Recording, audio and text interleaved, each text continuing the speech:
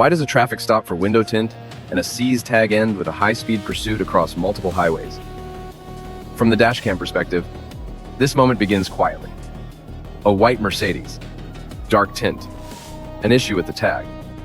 Nothing dramatic, just another stop that should take minutes. But within seconds, the driver chooses acceleration over accountability. And that single choice reshapes everything that follows. This pursuit isn't defined by speed alone. It's defined by panic, reckless decisions, and the moment those decisions make the ending inevitable. As you watch how this unfolds, consider this. When a driver keeps pushing forward despite mounting danger, at what point does escape stop being the goal and survival become the only instinct left? The reason this pursuit begins isn't complicated, but it is familiar. The driver, Derek Danavon Taylor Jr., was operating with a suspended license as a habitual offender. The vehicle itself already carried problems: dark tint, a C's tag, and issues that guaranteed the stop wouldn't end with a warning. For suspects in this position, compliance often feels like certainty of arrest, charges, and consequences that have already stacked up. Running feels like the only variable left. And that's exactly what happens here. Instead of pulling over, the Mercedes accelerates. The decision isn't tactical, it's emotional. A reflex driven by fear of what comes next, not a plan for what comes after. From this moment on, every action becomes reactive.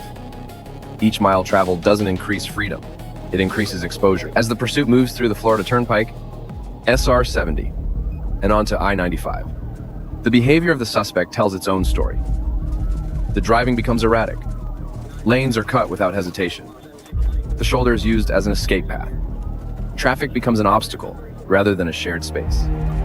At one point, the suspect attempts an illegal U-turn across a grassy median, resulting in a collision with an innocent SUV. This is a critical shift. Once a pursuit includes confirmed reckless driving and a civilian crash, justification escalates. At this stage, the suspect is no longer just fleeing. They're actively endangering others. Law enforcement response reflects that change. Radio communication tightens. Support units coordinate spacing. No unit crowds the Mercedes. Pressure is applied strategically, not emotionally. This is where many viewers misunderstand police pursuits. Officers don't chase harder to win. They manage distance to reduce panic-induced mistakes, while preparing for an endgame that minimizes harm. And that endgame begins to form. The first PIT attempt fails. That moment alone reveals a lot. High-speed PIT maneuvers are not guarantees. They are calculated risks. When the first attempt doesn't fully disable the vehicle, officers don't force the issue recklessly. They reassess. The second attempt changes everything. On the SR 70 exit ramp, the PIT succeeds in spinning the Mercedes. The suspect tries to recover and continue, but control has already slipped away. Trooper Nolasco makes intentional contact to ensure the vehicle cannot re-enter traffic. This is the moment the pursuit truly ends. What follows is a high-risk stop. The patrol vehicle loses traction and strikes signage. The trooper exits, weapon drawn, not to escalate, but to control uncertainty. Officers don't know what the suspect is carrying, only what the behavior suggests. That uncertainty is resolved moments later when K9 Uno arrives. The presence of the K9 doesn't create compliance. It finalizes it. Both occupants exit the vehicle without serious resistance. The chase ends not with chaos, but containment. Later, the search of the vehicle explains the urgency. Cocaine, MDMA, oxycodone, marijuana, and paraphernalia.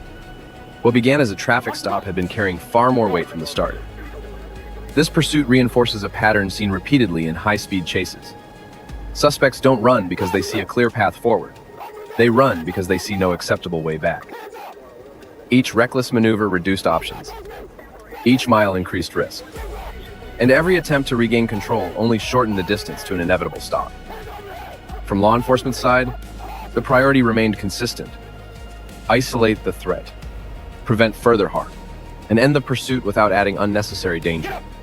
The use of PIT, spacing, And K9 support reflects disciplined escalation, not aggression. The lesson here is simple but costly. Running doesn't remove consequences. It multiplies them. If this breakdown gave you insight into why suspects run and how a few key moments shape the outcome of a pursuit, thank you for watching. For more real footage explained through behavior, decisions, and consequences, consider subscribing and checking out the next video. More pursuit breakdowns and critical moments are coming up next.